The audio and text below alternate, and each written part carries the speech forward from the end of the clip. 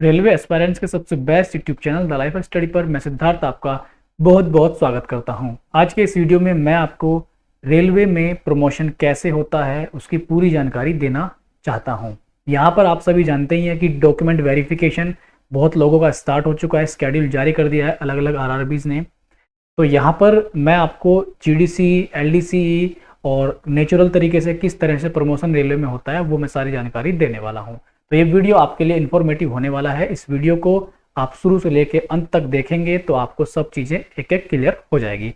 ये वीडियोस मैंने रेलवे के ऊपर ऑलरेडी बना रखे हैं, बहुत सारे वीडियोस अलग अलग तरह की इन्फॉर्मेशन मैं आपको दे रहा हूँ ताकि आप लोग ज्वाइन करने से पहले बहुत सारी सूचना अपने दिमाग में रखें ताकि ज्वाइनिंग के बाद आपको बहुत ज़्यादा प्रॉब्लम ना आए। आइए मैं आपको सीधे सीधे लेकर के चलता हूँ आपके काम की बात पर। देखिए दोस्तों, यहां पर जो आपके सामने प्रमोशन की बात निकल के आती है उसमें बहुत सारी चीजें आपको ध्यान में रखनी होती हैं। ऐसे नहीं है कि प्रमोशन ऐसे हो जाता है, उसमें बहुत छोटी छोटी चीजें जो आपको ध्यान में रखनी है। जैसे कि मैं आपको समझाता हूं, यहाँ पर सीधे सीधे मैं आपको एक पीडीएफ के माध्यम समझाने वाला हूं।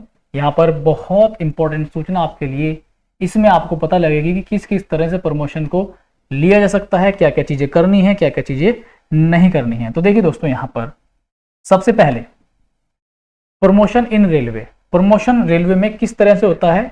जीडीसी, एलडीसी, ये दो चीजें हो गई, जीडीसी और एलडीसी।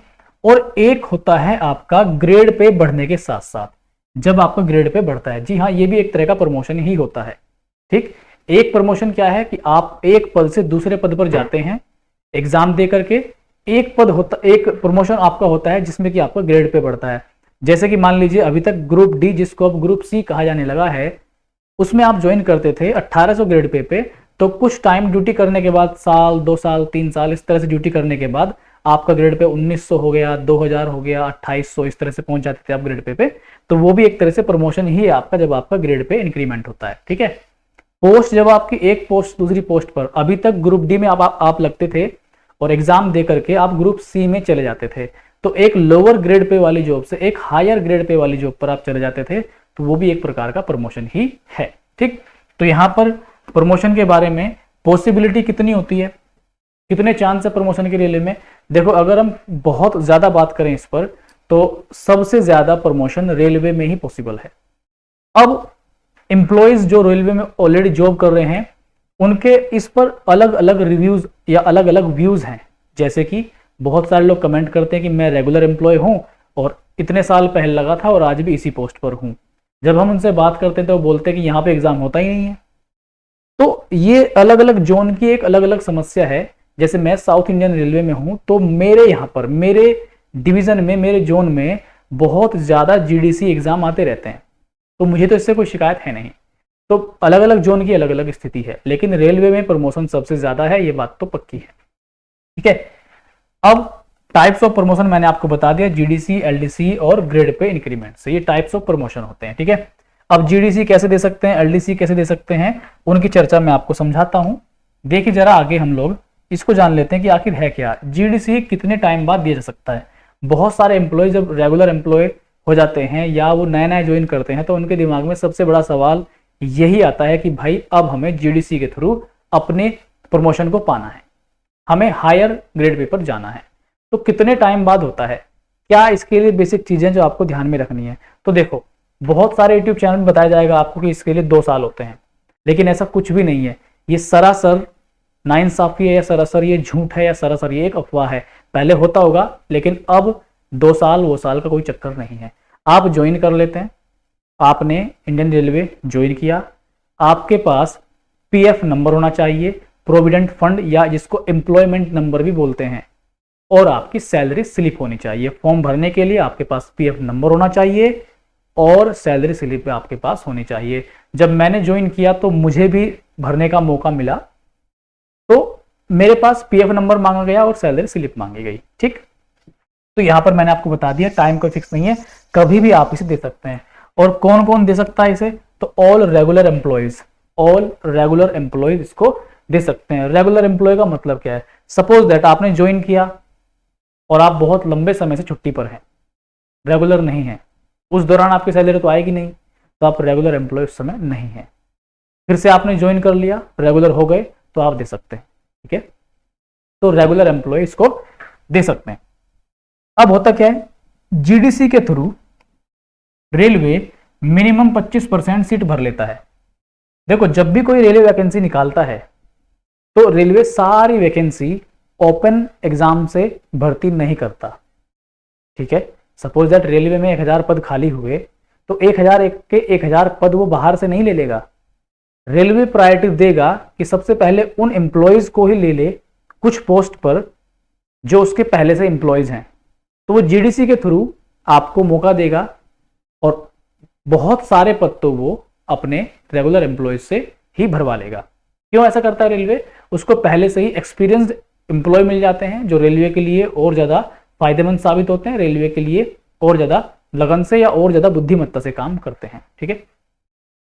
25% मिनिमम भर लेता है और 50% maximum. 50% maximum seat railway GDC या प्रमोशन एग्जाम से ही भर लेता है, ठीक है।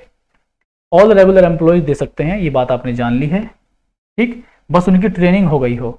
ऑल रेगुलर एम्प्लॉय कौन से? जिनकी ट्रेनिंग हो गई हो, ठीक। आगे क्या है, अपने ग्रेड पे से ज्यादा। देखो एक चीज समझो, आप जीडीसी देना चाहते हैं तो जीडीसी एग्जाम जो है आप अपने ग्रेड पे से ज्यादा ग्रेड पे वाली ही जॉब का दे सकते हैं, ज्यादा ग्रेड पे वाले पद का ही आप दे सकते हैं। सपोज दैट 1800 ग्रेड पे है आपका और आपका 2800 ग्रेड पे तक कोई निकला एग्जाम जीडीसी, तो आप उसको दे सकते हैं, ठीक। तो याद रहे, आप हायर ग्रेड पे जाने के लिए ही जीडीसी देंगे तो आप दे सकते हैं इजीली, ठीक है। तो ग्रेड पे हायर होना चाहिए, ये बात आप लोग बिल्कुल समझ चुके हैं, ठीक। आई थिंक कोई भी कन्फ्यूजन आपको रहता है मेरी वीडियो से, मैं पूरी कोशिश करता हूँ कि कोई भी कन्फ्यूजन ना बने, बट अगर फिर भी कोई कन्फ्यूजन रहता है तो आप वीडियो के नीचे कमेंट कीजिए। कमेंट बॉक्स आपका बेसब्री से इंतजार करता है कि आए और कोई कमेंट डाल के जाए, तो मैं आपके हर एक कमेंट पर ध्यान देने की पूरी कोशिश करता हूँ, ठीक है। आइए जरा इसमें हम बात कर लेते हैं एजुकेशन क्वालिफिकेशन के ऊपर। बिल्कुल, जो भी जीडीसी आपके विभाग में आपके रेलवे में निकला है उसके लिए जो रिक्वायर्ड क्वालिफिकेशन है वो आपके पास होनी चाहिए। कोई भी जीडीसी निकलता है उसमें सपोज दैट ग्रेजुएशन मांगी हुई है तो आपके पास ग्रेजुएशन होनी मस्ट है, अदरवाइज आप नहीं दे पाएंगे। इस बात का भी आप ख्याल रखें, ठीक है। आरपीएफ वाले हो या आरपीएफएस वाले हो, इनको जीडीसी नहीं है, ये जीडीसी नहीं दे सकते। मैंने अपने मित्र से बात की जो कि आरपीएफ में वर्किंग कर रहे हैं, तो उनसे मैंने बात की तो उन्होंने बोला नहीं, हम जीडीसी का लाभ नहीं उठा सकते, ठीक है। तो एजुकेशन क्वालिफिकेशन होनी चाहिए। आरपीएफएस वाले नहीं दे सकते। किसी भी जोन वाला दे सकता है क्या? देखो सपोज दैट हमारा हुबली जोन है, ठीक है, हमारा हुबली जोन है, अब किसी का अहमदाबाद जोन है, तो क्या अहमदाबाद जोन वाला हुबली जोन में दे सकता है? नहीं। क्या हुबली जोन वाला अहमदाबाद जोन वाले में जीडीसी दे सकता है? नहीं, ऐसा बिल्कुल नहीं है। आप अपने ही जोन में फाइट कर सकते हैं। सपोज दैट मेरे यहाँ पे हुबली, बेंगलुरु और मैसूरू 3 डिवीजन है हमारे यहाँ पे। जोन तो हुबली है, उसमें डिवीजन 3 है, हुबली, मैसूरू, बेंगलोर। तो हम आपस में दे सकते हैं, ठीक है, हम आपस में दे सकते हैं, कोई दिक्कत नहीं है। लेकिन जोन से दूसरे जोन को देना ये पॉसिबल नहीं है, ये कोई रूल नहीं है, ठीक है। फर्स्ट पोस्ट जो है आपकी नॉन सेफ्टी होनी चाहिए और सेकंड पोस्ट आपकी सेफ्टी पोस्ट होनी चाहिए। इस पर डिटेल में जानने के लिए आप मुझे कमेंट करें, अगर आपको ये नहीं पता तो इस पर मैं रिसर्च करके एक वीडियो लाने की पूरी कोशिश यहाँ पे करूंगा, ठीक है। आगे देख लेते हैं हम लोग, आगे क्या हम जान सकते हैं यहाँ पे। देखिएगा, अभी हम बात कर रहे थे एजुकेशन क्वालिफिकेशन की, तो अगर मान लीजिए किसी जीडीसी में ग्रेजुएशन मांग रखा है और आप ग्रेजुएशन 3rd ईयर में है, मतलब आपका लास्ट ईयर है ग्रेजुएशन होने का, आप अपेयरिंग स्थिति में हैं, तो उस स्थिति में भी आप उस जीडीसी को नहीं दे सकते। अगर आपने फाइनल ईयर की मार्कशीट आपके पास है तो ही आप जीडीसी को दे सकते हैं, ठीक। तो फाइनल ईयर मार्कशीट होना आपके पास जरूरी है, अपेयरिंग वाले नहीं दे सकते। फाइनल ईयर मार्कशीट आपके पास होनी चाहिए, ठीक। अगला क्या है, सपोज दैट आपका मेडिकल स्टैंडर्ड B1 है, आपके जोन में, आपके डिवीजन में जीडीसी निकला, आपका मेडिकल B1 है और उधर निकला कोई पोस्ट जिसका मेडिकल स्टैंडर्ड A2 मांग गया है, जैसे गुड्स गार्ड है तो उसका A2 होता है, ट्रेन मैनेजर जिसको हम बोलते हैं, ठीक। तो B1 वाला A2 का नहीं भर सकता। आपका मेडिकल स्टैंडर्ड भी उस लेवल का या उस लायक होना चाहिए जो कि पोस्ट आपके लिए जीडीसी में निकाली गई है, ठीक है। तो मेडिकल स्टैंडर्ड रिक्वायर्ड मस्ट है, ये मस्ट है, होना ही चाहिए। लो मेडिकल वाला नहीं दे सकता, ये तो बात हमने जान ली कि उसका मेडिकल स्टैंडर्ड उस पोस्ट के लिए होना चाहिए, क्वालिफिकेशन भी पोस्ट के लिए होने ही चाहिए। ठीक है, आगे चलते हैं हम लोग इसमें। आगे देखिए, एग्जाम्पल के माध्यम से मैं आपको बता रहा हूँ, B1 वाला A2 पोस्ट का GDC नहीं दे सकता, B1 वाला C1 का दे सकता है, क्योंकि C1 जो है B1 से लोअर मेडिकल है। जो UR वाले भाई हैं, UR वाले, उनके लिए GDC एग्जाम देने की अंतिम आयु सीमा है 42 वर्ष। OBC वाले भाइयों के लिए 45 वर्ष, 3 साल का रिजर्वेशन मिलता है। SC ST वालों के लिए कितनी है, 47 वर्ष है, इनको 5 साल का रिजर्वेशन मिलता है, 42+5।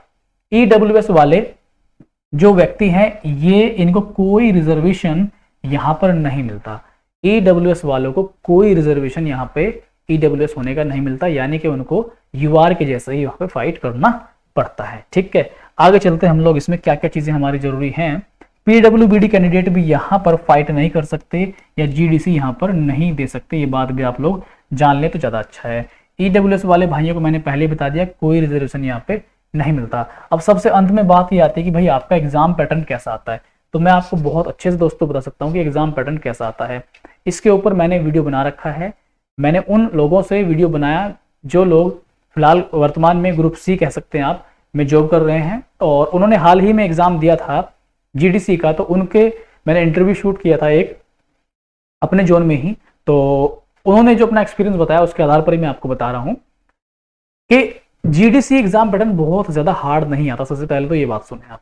अब जब ओपन एग्जाम से आप भरते हैं, ओपन पेपर देते हैं, जैसे कि आप NTPC निकला, बाहर से जो वैकेंसी निकलती हैं, तो वो तो लेवल ही आप जानते हो कैसा होता है। लेकिन विभाग में जाने के बाद एम्प्लॉयज जो होते हैं उनको पढ़ने का टाइम कम ही मिलता है, ठीक, ज़्यादा तो मिलता नहीं है, तो उसी हिसाब से पेपर का लेवल रहता है। बाहर के मुकाबले, ओपन कंपटीशन के मुकाबले विभाग में इतना कंपटीशन होता नहीं है। बहुत सारे लोग रिलैक्स मोड में चले जाते हैं, और लगभग ये मान के चलो कि आज के टाइम में 90% लोग तो पढ़ने वाले जा ही रहे हैं, या जो पढ़ाई से बहुत तरक्की पाना चाहते हैं रेलवे में, तो वो लोग ठीक ठाक, एक ज़्यादा बहुत तगड़ा कॉम्पिटिशन नहीं है, लोगों की संख्या कम है, तो कॉम्पिटिशन उतना ज़्यादा हाई नहीं है, फिर भी एग्जाम का लेवल बहुत हाई नहीं आता। मतलब आप अगर रेगुलर थोड़ा वो 2-3 घंटे अगर आप पढ़ाई कर रहे हैं तो आप तरक्की पा सकते हैं, GDC एग्जाम क्लियर कर सकते हैं। अगर कंपैरिजन करें बाहर के उससे तो बहुत हाई लेवल नहीं रहता, मॉडरेट आप बोल सकते हैं, इजी टू मॉडरेट, हार्ड नहीं रहता, इजी टू मॉडरेट बस। ठीक है, निगेटिव मार्किंग इसमें कितनी होती है भाई, निगेटिव मार्किंग होती है इसमें 1/3 की, जैसे नॉर्मली 1/3 की निगेटिव मार्किंग होती है, सेम वही निगेटिव मार्किंग होती है। आपके दिमाग में आ रहा होगा पेपर का मोड कैसा रहेगा, ऑनलाइन रहेगा ऑफलाइन रहेगा, तो वो भी मैं आपको बता देता हूँ कि ऑनलाइन होगा या ऑफलाइन होगा। देखिए यहाँ पर फॉर्म जब आप भरेंगे तो फॉर्म भरने के लिए आपके पास क्या क्या होना चाहिए।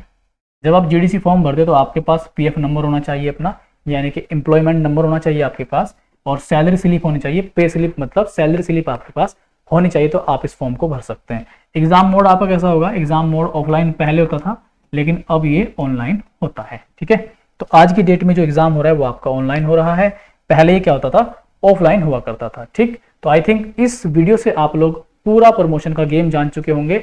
LDC की बात रह गई है। LDC जो है 3 साल बाद दिया जाता है, limited LDCE, limited departmental competitive exam, और GDC का मतलब क्या है, general departmental competitive exam. GDC को कोई भी दे सकता है, लेकिन LDC के लिए आपकी सर्विस को 3 साल हो गए हों, 3 साल बाद ही आप मान्य होते हैं LDC देने के।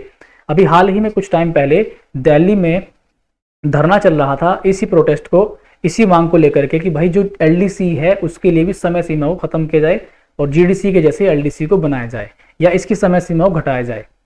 तो चीजें पॉसिबल होंगी भविष्य में, लगातार धरना प्रदर्शन या प्रोटेस्ट चलते रहते हैं। बिल्कुल, हमने एक रेलवे के लिए ग्रुप बनाया हुआ है, उसमें लगभग 3000 से ज्यादा वो लोग ज्वाइन कर चुके हैं जो PET क्लियर कर चुके हैं, और 3000 में से अब बहुत सारे लोगों का DV और मेडिकल होगा, तो बहुत सारे लोग उसमें से अब सेलेक्ट हो जाएंगे और अपने अपने सरकारी पदों पर चले जाएंगे। तो यहाँ से ऐसे लोग इस ग्रुप को बिल्कुल मत छोड़ना, मैं कह रहा हूँ कोई भी मत छोड़ना। भविष्य में इस चैनल से आप जुड़े रहो, उस ग्रुप से आप जुड़े रहो, मिलकर एक अच्छा एनवायरनमेंट क्रिएट करेंगे रेलवे के लिए। हम लोग मिलकर क्या कर सकते हैं, अपनी आवाज को उठा सकते हैं, ट्विटर पर कैंपेन कर सकते हैं, एक दूसरे को जागरूक कर सकते हैं, एक दूसरे को सपोर्ट कर सकते हैं। तो ग्रुप को बिल्कुल मत छोड़ना। चैनल पर नए हैं तो चैनल को सब्सक्राइब कर लीजिए, इस वीडियो को अपने सभी रेलवे साथियों के साथ शेयर कीजिए। मिलेंगे अगले इन्फॉर्मेटिव वीडियो में, तब तक के लिए bye, take care, see you soon guys.